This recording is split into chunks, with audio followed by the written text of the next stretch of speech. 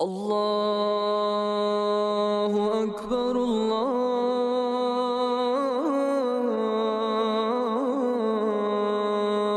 اکبر۔ فجر کی نماز کے وقت اکثر ایک روحانی بوجھ سا محسوس ہوتا ہے نا؟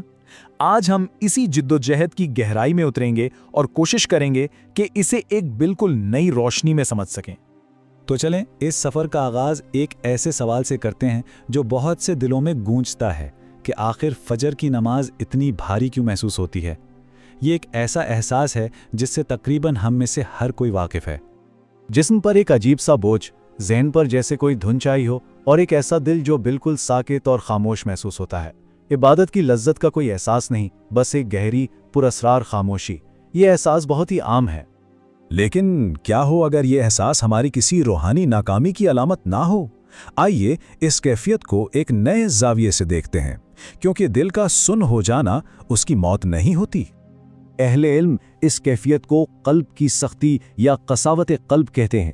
یہ ایک ایسی روحانی حالت ہے جس میں دل سخت، خشک اور اللہ کے ذکر یا عبادت سے جیسے متاثر ہونا ہی چھوڑ دیتا ہے۔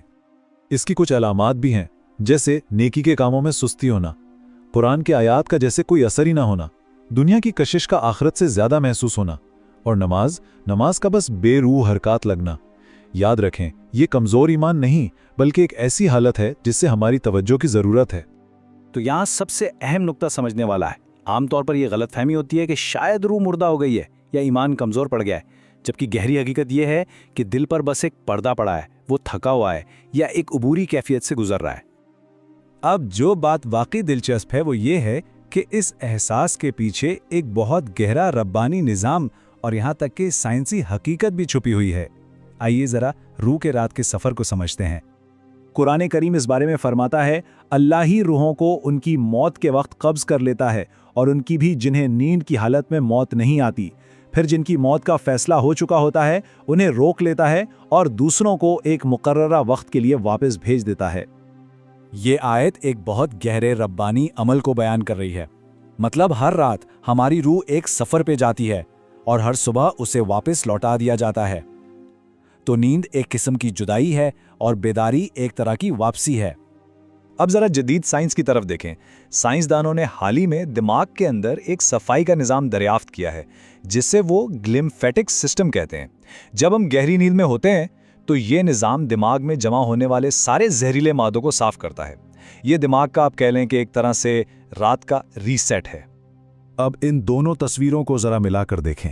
ایک طرف روحانی سچائی ہے کہ روح لے لی جاتی ہے اور پھر لوٹا دی جاتی ہے، دوسری طرف سائنسی دریافت ہے کہ دماغ خود کو بند کر کے صاف کرتا ہے اور پھر ریبوٹ ہوتا ہے۔ کتنا حیرت انگیز ہے کہ دونوں ایک ہی عبوری کیفیت کی طرف اشارہ کر رہے ہیں۔ تو اب یہ بات سمجھ میں آتی ہے کہ فجر کے وقت بھاری پن کیوں محسوس ہوتا ہے۔ یہ دراصل اس گہرے روحانی اور حیاتیاتی عبوری عمل کے بالکل بیچ میں بیدار ہونے کا احساس ہے۔ ہماری روح اور ہمارا جسم دونوں اپنے ریبوٹ کے عمل سے گزر رہے ہوتے ہیں۔ تو جب ہم نے مسئلے کو سمجھ لیا ہے تو اب اس کے حل کی طرف بڑھتے ہیں۔ دل کی اس سختی کو دور کرنے اور روحانی تازگی واپس حاصل کرنے کے لیے کچھ بہت ہی عملی اقدامات موجود ہیں۔ یہ 4 بہت اہم اقدامات ہیں۔ پہلا، سونے سے پہلے کی تیاری۔ دوسرا، اپنی نماز کو ٹھہر کر سکون سے ادا کرنا۔ تیسرا، تلاوت پر غور و فکر کرنا۔ اور چوتھا، دن کے وقت اللہ کے ذکر میں اضافہ کرنا۔ اس کی تفصیل کچھ یوں ہے کہ سونے سے پہلے وضو اور مسنون دعائیں پڑھیں، نماز میں ٹھہراؤ لائیں اور جو الفاظ ادا کر رہے ہیں ان پر غور کریں۔ تلاوت، خاص طور پر سورۃ الفاتحہ کے معنی سمجھیں، اور پھر دن بھر اللہ کی یاد یعنی ذکر اور استغفار کرتے رہیں تاکہ فجر تک دل نرم ہو چکا ہو۔ اور آخر میں سب سے اہم نقطہ، ہمیں فجر کے وقت کامیابی کے معنی کو ہی اثر نو سمجھنے کی ضرورت ہے۔ اصل امتحان ہے کیا؟ یہ بات بہت گہری ہے کہ جس روحانی تعلق کی ہمیں تلاش ہوتی ہے وہ نماز کی شرط نہیں بلکہ نماز کا نتیجہ ہے۔ وہ کیفیت، وہ سکون جس کی خواہش ہوتی ہے وہ نماز سے پہلے نہیں ملتا بلکہ نماز کے اندر اور نماز کے بعد نصیب ہوتا ہے۔ فجر کو اس لیے نہیں بنایا گیا کہ وہ آسان ہو یا اس میں بہت اچھا محسوس ہو، اسے اس لیے بنایا گیا ہے تاکہ یہ اطاعت کا سچا امتحان بن سکے، خاص طور پر اس وقت جب کوئی جذبات یا احساسات موجود نہ ہوں۔ تو پھر اصل فتح کسی روحانی کیفیت کو محسوس کرنے میں نہیں ہے، اصل فتح تو بس اللہ کی پکار پر لبیک کہنے میں ہے۔